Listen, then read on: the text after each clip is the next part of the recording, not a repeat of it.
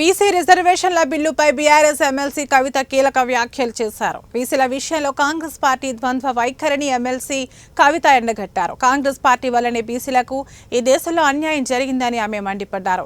Kalelkar committee నివేదికను పక్కన పెడేసిందే Congress party. మొదటి ప్రధానమంత్రి జవహర్లాల్ నెహ్రూ అని కవిత గుర్తు చేశారు. బీసీ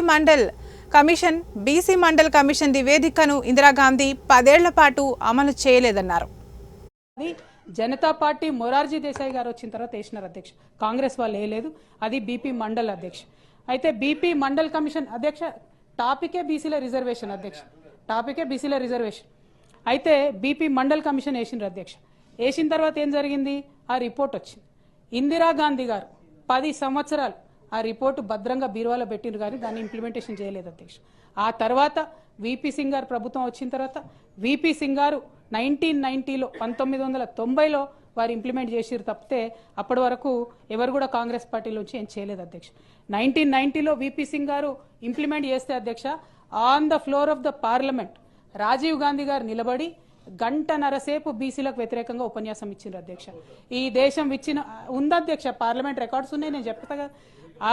ఈ దేశం విచ్ఛిన్నమైతుంది బీసీలకు ఇట్లా రిజర్వేషన్లు ఇస్తే. బీపీ మండల్ కమిషన్కి వ్యతిరేకంగా మాట్లాడినటువంటి పార్టీ కాంగ్రెస్ పార్టీ అధ్యక్ష. అదేవిధంగా అధ్యక్ష 1993లో ఈ పోరాటాల ఫలితంగా బీపీ మండల్ కమిషన్ కోసం హింస చెలరేగింది దేశవ్యాప్తంగా. అదంతా జరిగిపోయిన తర్వాత 27% జాబ్స్లలో రిజర్వేషన్ వచ్చింది అధ్యక్ష. కానీ 2006 వరకు కూడా అధ్యక్ష మనకు ఎడ్యుకేషన్ ఇన్స్టిట్యూట్స్లో కొన్ని ఇన్స్టిట్యూట్స్ అయితే 2008 వరకు కూడా